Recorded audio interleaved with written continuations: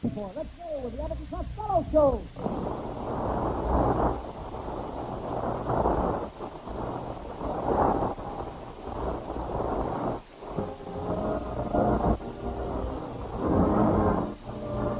Yes, it's the Abbott and Costello Show. Produced and transcribed in Hollywood for your listening pleasure, with lyrics by Marilyn Williams and music by Matty Malvin. So, hold on to your chairs, folks, for here they are. Abbott and Costello.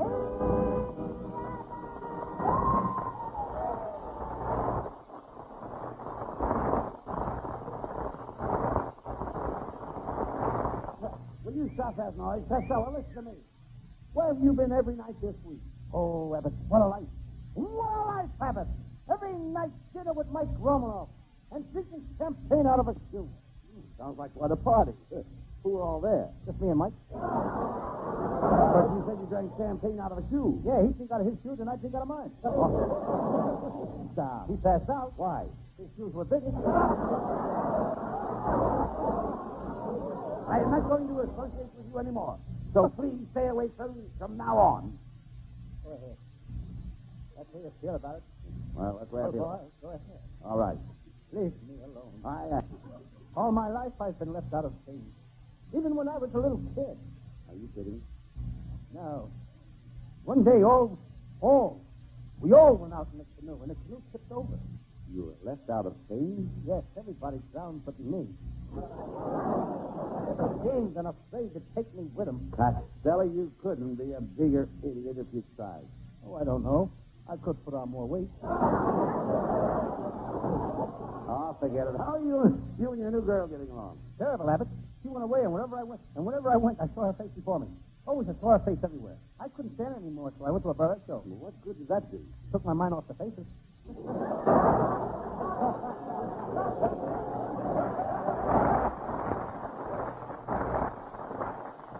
Hey, Lou, how did you meet this girl?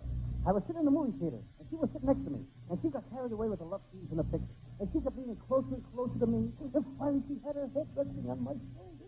And she was looking into my eyes, and she was breathing heavy sighs. And how did you take advantage of the situation? When she wasn't looking, I ate all her popcorn. Oh, get him out.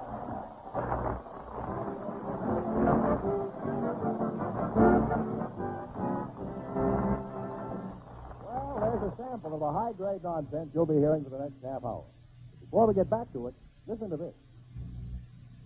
There's a world of difference between most occupations and that of a private detective. And here's what Brad Runyon, the Fat Man, has to say on the subject. The Fat Man, as you probably know, is the famous Dashiell Hammett detective whose adventures are heard Friday nights over most ABC stations. As the Fat Man says, in a lot of jobs, mistakes don't mean too much. But not in this job of mine. A detective is like a trapeze artist or a tightrope walker. One slip or false move and it's curtain. Especially when I'm dealing with a murderer. Yes, trouble is the Fat Man's business. Trouble and danger. That means thrill-packed listening when you join him in his baffling cases. Get in on mystery from a detective's point of view. Start when the Fat Man first takes up a case and follow through with him right up to the exciting conclusion. Listen when Dashiell Hammett's Fat Man again goes into action tomorrow night over most ABC stations. And now back to ABC's Abbott and Costello Show.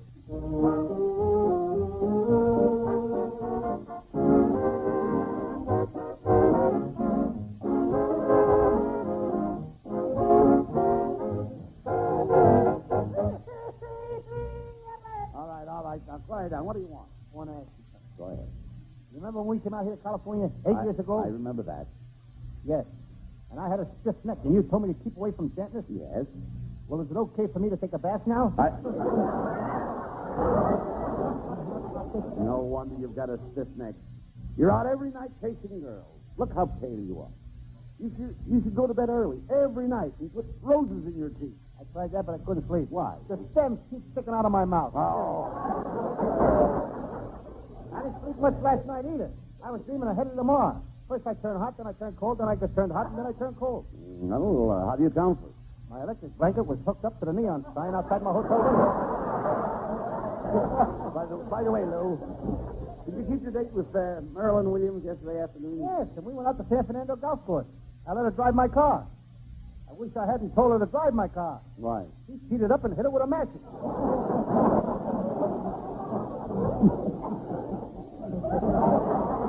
What are you laughing about? I don't get it.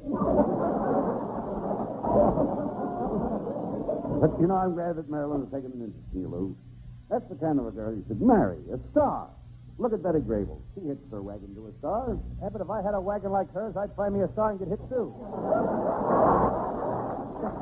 You'll never get married. You should aim to get a nice girl. You should aim to make her love you, and you should aim to have a long engagement. Abbott, I'm tired of aiming. I want to pull the trigger.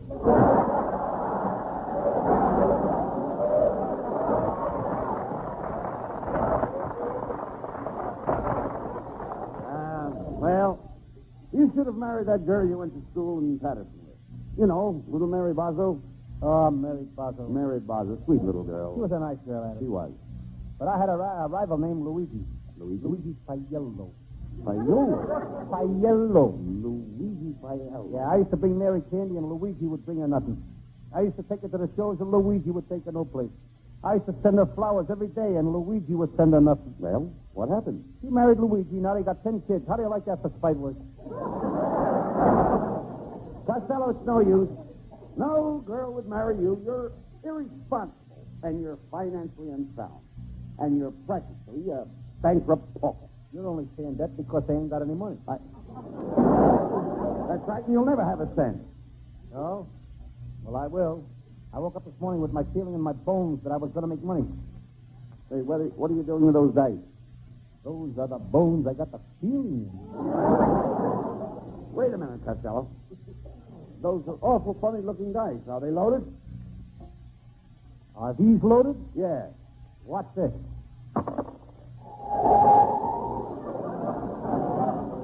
Abbott, did you ever see dice before that left skid marks?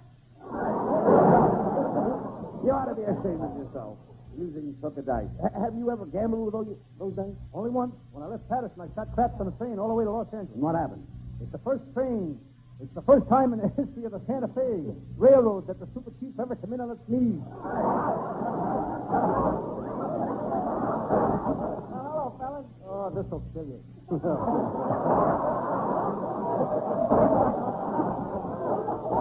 Well, it's Matty Malnick. How are you, Matty? Fellas, I meant to ask you, how do you like my violin playing on this program? Well, Matty, I've heard of a gypsy making his violin cry, but you're the first guy I ever saw that could make a violin sweat. That's pretty good, Costello. Yeah. Say, what are those little square things you got in your hand? Oh, these. I never saw any of those before. Never saw these before? Don't know what they are, eh, Matty? Wait, Costello, come here. I could tell him. Come here, I wanna- He don't know. Wait a minute. Come here. I want to tell you something. Now, understand, I don't believe in crooked gambling. Oh, I know that. But this is a good chance to, too good a chance to pass up. Matty here is a plum that is waiting to be picked. He's a pigeon waiting to get plucked. Yeah. Matty? Yeah? Would you mind stepping over here, please? Are you sure you never saw anything that looked like these before? No, what are they?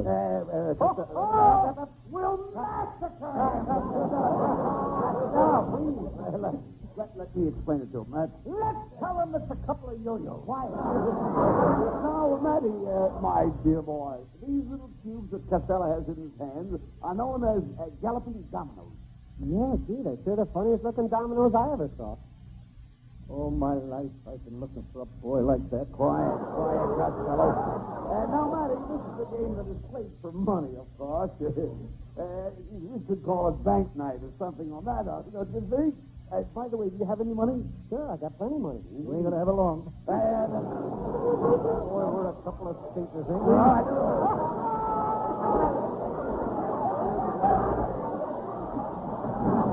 Just place your money down on the floor, Matty. Now, you see these numbers on the dice? Now, here's the figure 5 on this dice and a figure 2 on this dice. Now, you take the dice. If you throw a 5 and a 2, that's 7. You win. Well, it sure looks easy. Easy. It's a cinch, Matty. For us. Yes, you be quiet. Manny, you sure you never played the game before? No? Okay. I'll shoot $100. Roll them, you're faded.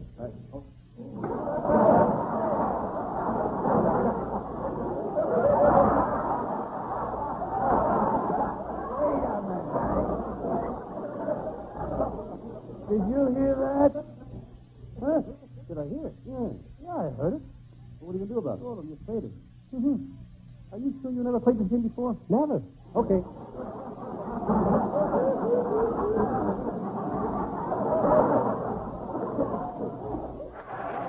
Well, how do you like being on Wednesday night instead of Saturday, Red? Oh, swell. I'll bet in a couple of weeks there'll be millions of people tuning in about that time. Sure, waiting to hear Fred Allen. Yeah.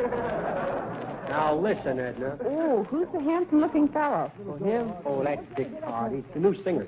Well, I wish he'd stop annoying me. Annoying you? He hasn't even looked at you. That's what's annoying me. Aha. A 2 and a 1. That's 3. I win. Wait a minute. How do you win? Over, and we've decided... 4? What did I do? Oh, wait a minute. I got something to say about that. I'll bet it won't get a... 7. I win. I told you that. You see? Well, I know the sponsor wants more comedy on this show. Why, to celebrate this new time. Last night he took me out and opened a new bottle of champagne. I say he needs a new pair of shoes. Find out. We'll find out. You know, I don't think it's stuff about you. Comedians. Well, why not? It's Musicians Club. Look, I threw a 9. Want to lay the odds? 2?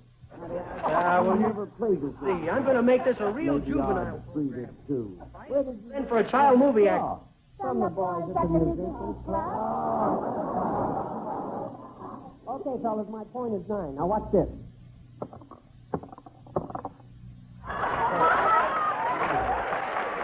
The 9 the hard way with 3 threes. Oh, good. Just a minute. Just a minute. We started this game with 2 dice, Matty. Where did that space come from? From the boys at the Musicians Club. What do you expect a guy to say? Come here, just a minute. Come here, Costello. Pardon me now. You idiot. You got me into this game, and Matty's got me stuck for $300. Now, these are your dice, aren't they? And you know how to handle them? Yes. Well, here, take this $300, and you shoot and get me my money back. Okay, it's in. Give me the money. Okay, Matty, it's my turn. Now, just a minute, Matty. It's my turn. I shoot $300. Okay, go ahead. Costello, you snapped the finger. Wait a minute. Costello.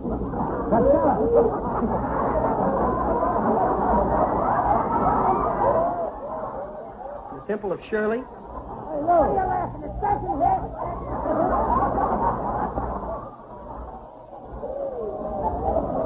Costello, you threw a 6. Hey, Costello, you threw a 6. I threw my arm out. Just a minute. You threw a 6. You think you can make it? If I threw a 6, I gotta make it. Well, go ahead. Let's see it. Come on. Okay, just a minute. Now I'll say it. All right. Snap. See? You sit right back. Matty, you lose. Oh, no, I don't. I win. Hey, wait a minute. What do you mean? Costello, what'd you throw the first time? 6. What'd you throw the second time? 6. How much is 6 and 6? 12. What is 12? Foxtrot. That's crap. Hey! That's what I've been trying to tell you. I win. Wait a minute, Matty. You're wrong. 6 and 6 are crap. You win. That's ridiculous. That's not the rules of the game. I'll leave it up to anybody. We saw that. Now this is right. He wins. Wait a minute. Wait a minute. Whoa, wait a minute. Who are you 3 guys? Oh, we're the boys from the Musicians Club. Come out of here.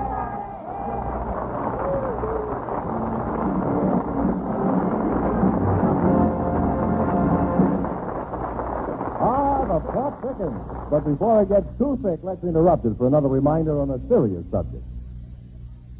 Will the mighty 11 representing the University of Michigan fall from the ranks of the unbeaten and untied this Saturday afternoon? It will if the Minnesota Gophers have their say, and this Michigan-Minnesota gridiron clash sizes up to be the nation's game of the week, which will be broadcast over most of these ABC stations. It's an important game for both these Big Nine conference rivals, because it may well prove to be a decisive factor in selecting the conference championship team, an honor which also carries the opportunity of playing in the Rose Bowl. And you listeners will be able to enjoy every minute of what promises to be a real football thriller. On hand at Minnesota's Memorial Stadium to give his vivid word picture account of the action will be Harry Wisner, while Jim Gibbons delivers the color background. Don't miss this game of the week between the unbeaten, untied Michigan Wolverines and Minnesota's hard-fighting Gophers. On the air over most of these ABC stations this Saturday afternoon. And now back to ABC's Abbott and Costello Show.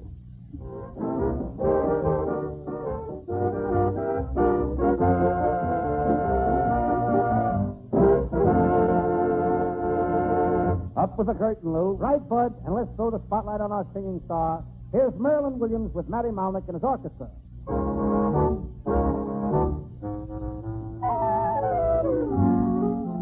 The night is young, the skies are clear. If you want to go walking, dear, it's delightful, it's delicious, it's lovely. I understand the reasons why the sentimental says so am I. It's delightful, it's delicious, it's lovely. You can tell at a glance that it's swell night to feel for romance. You can hear dear Mother Nature murmuring low. Let yourself go, so please be sweet, my chickadee. When I kiss you, just say to me, it's delightful, it's delicious, it's lovely. You can tell at a glance that it's swell night to feel for romance. You can hear dear Mother Nature murmuring low. Let yourself go, so please be sweet, chickadee. When I kiss you, just say to me, it's delightful, it's delicious, it's delectable, it's delirious, it's dilemma, it's the limit, it's delicious, it's lovely.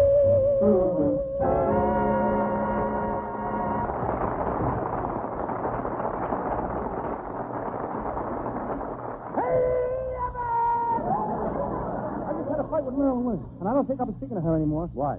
Well, she said something about you that I didn't like. About me? What did you say? She said you were wasting your time running around with a fat little stupid jerk like me. Why are you so unpopular with the girls, Lou? Abbott, I know almost every girl in this town, and every one of them remembers me. Any place I go, I can meet a girl that knows my reputation with women. Hi, Toots. See what I mean?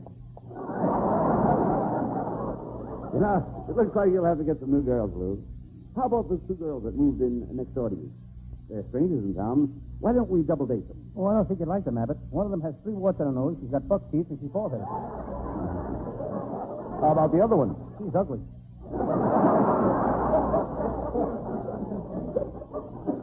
Costello, you got about as much chance of getting a girl as Laurel and Hardy. Them two guys, they married?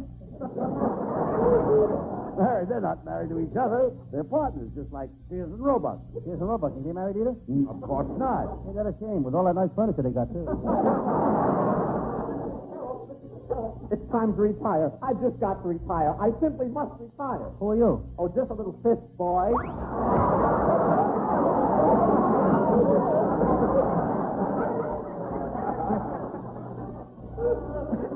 That's Abbott's nephew. Do I have to tell you any more? That's Abbott's nephew. He's been hanging around this show for 2 years trying to get a break. Why don't that guy get a job for himself? You better worry about getting yourself a job. Don't worry, Abbott. I got a job. I write songs for pictures. I wrote a song for Rita Hayworth's new picture, The Loves of Carmen. The song is all about Carmen. How did it go? She'll be Carmen around the mountain. She'll be Carmen around the mountain when she comes. Rita Hayworth. All right, quiet. You can't write songs. No? Maybe not, but I write poetry. Here's a poem I wrote last night. There once was a glazier named Fraser, who watched while the moth ate his blazer. There was pain in his glands as they chewed up his pants and swallowed his shorts for a chaser.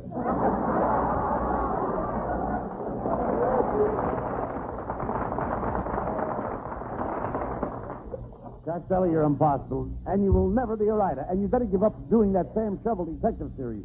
The field is overcrowded, and everybody on radio wants to become a private eye. You're right, Abbott. I know it. Seems like every Tom and Harry wants to be a dick.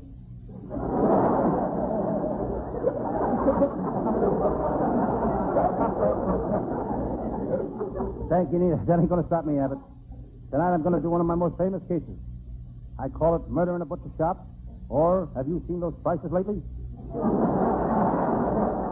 Well, that doesn't sound like a very interesting case, Costello. Take another one. Okay, here's a very, very interesting one. I call it the case of the man who drowned in the Los Angeles River, or Dust Be My Destiny.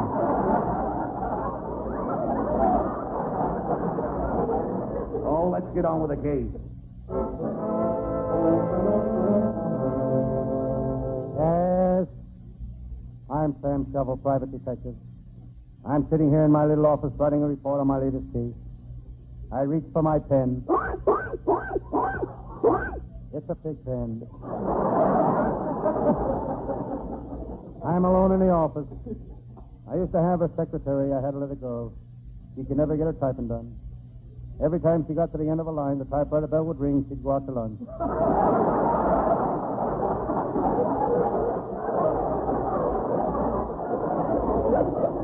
I've been working all night.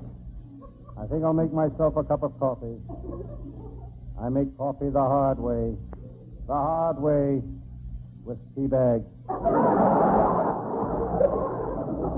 I'm getting sick of this detective business. Always on the run. I don't even get a chance to eat. Last night I sat down to a bowl of chicken broth. I started to eat the broth, the phone rang. I had to go out and catch a crook. I came back, started to eat the broth again. Another call came. I had to go out and catch another crook. When I came back, the broth was cold. Tomorrow. Too many crooks spoil the broth.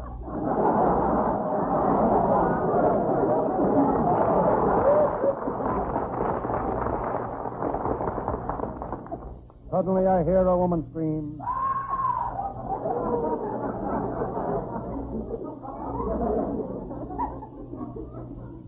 Came from the window across the street. I can't see who it is. I reach for my opera glasses. They're gone. Must have gone to the opera again. I turn to my file. There on top is one of my most famous cases. The case of the Lady Bluebeard. I don't know why they call her the Lady Bluebeard. She never killed anybody. Maybe it was because she had a blue beard.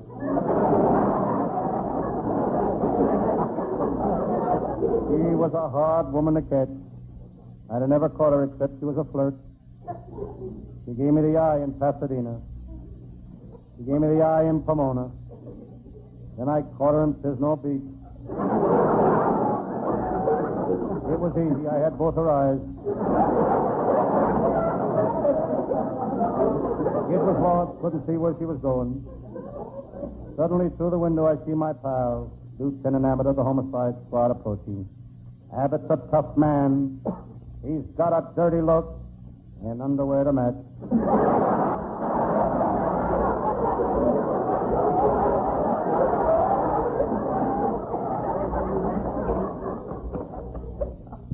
Hello, Sam Shovel. I'm worried. What's wrong, Lieutenant Abbott? Remember when I joined the department, I found the beat, and the walking made my feet too big? Yes. And then I was transferred to the traffic department, and waving my arms all day made my hands too big. Yes. Now I'm really worried. They want me to ride a horse.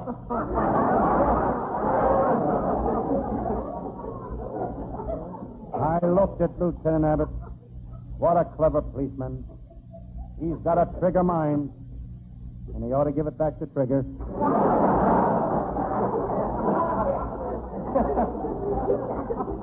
I could tell Lieutenant Abbott had something on his mind. He was nervous. He started fiddling with his nose.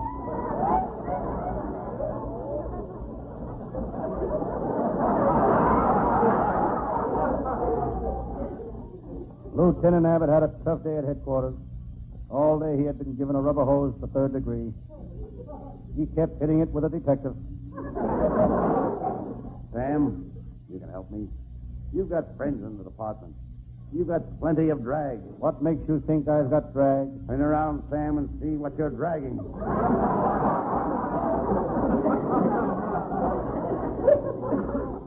Lieutenant Abbott has insulted me again. I looked him straight in the eye. He had arrogance, conceit, and meanness written on his face. Seems silly for a man of his age to go around with all those words written on his face.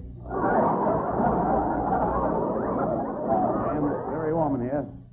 Why don't you open that door that leads to the balcony? I can't. I haven't got a key, and I don't know how to open it. Why don't you use your head? I don't think my head will fit in the keyhole.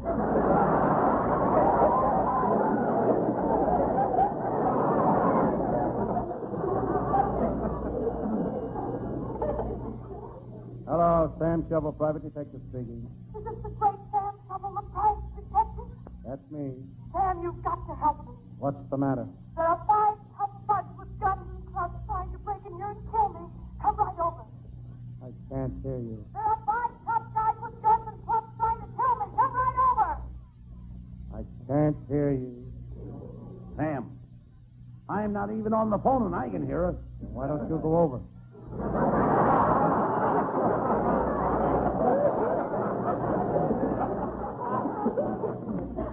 All right, you two guys, put up your hands. Put them up higher. If I lift them up any higher, I'll break my suspenders. Lift up your hands. Now lift up your pants.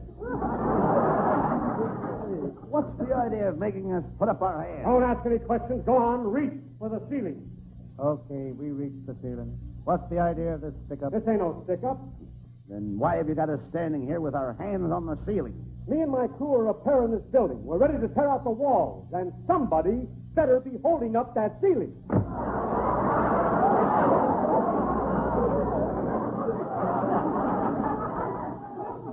Lieutenant Abbott, this seems kind of silly.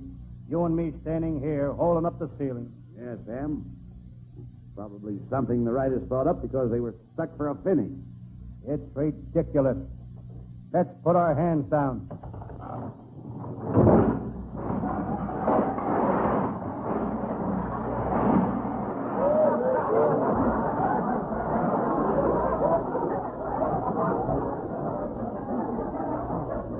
Next time, we better play along with the riders. Them guys can kill you.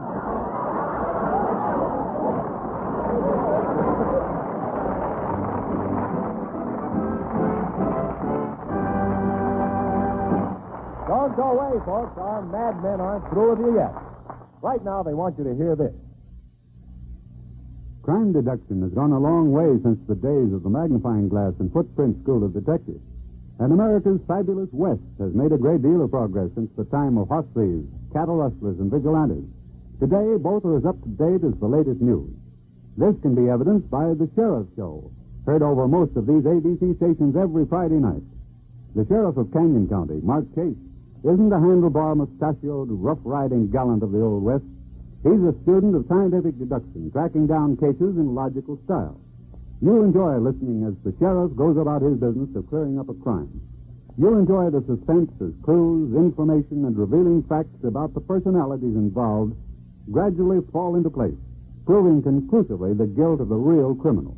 Yes, for a tense psychological mystery set in the New West, dealing with the baffling cases met by Sheriff Mark Chase, a modern law enforcement officer, be sure to hear The Sheriff's Show when it's on the air over most of the same ABC stations tomorrow night. And now back for a final word from ABC's Abbott and Costello Show. All right, Costello, you're through playing Sam Shovel for the night. Now put away that revolver. You don't know how to use it anyway. Oh, no? Abbott, I happen to be a sharpshooter. Here, put the cigar in your mouth and I'll shoot it out. But, Lou, are you sure you can do it? Are you kidding? I could do it blindfolded. I never miss. Well, okay. I got the cigar in my mouth. And I got the blindfold on. Here I go. Good night, folks, and be sure to listen in next week to the Lou Costello Show. Good night, everybody. Good night, everybody. It's Holiday.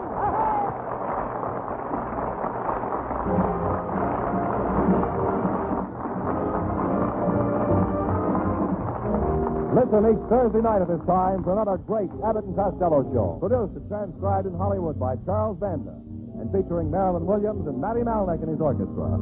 Be sure to stay tuned for the outstanding entertainment which follows throughout the evening on this ABC station.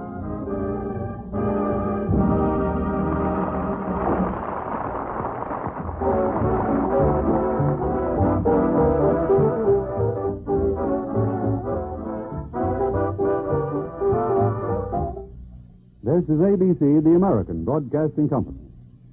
8 o'clock at KECA, AM and FM, Los Angeles.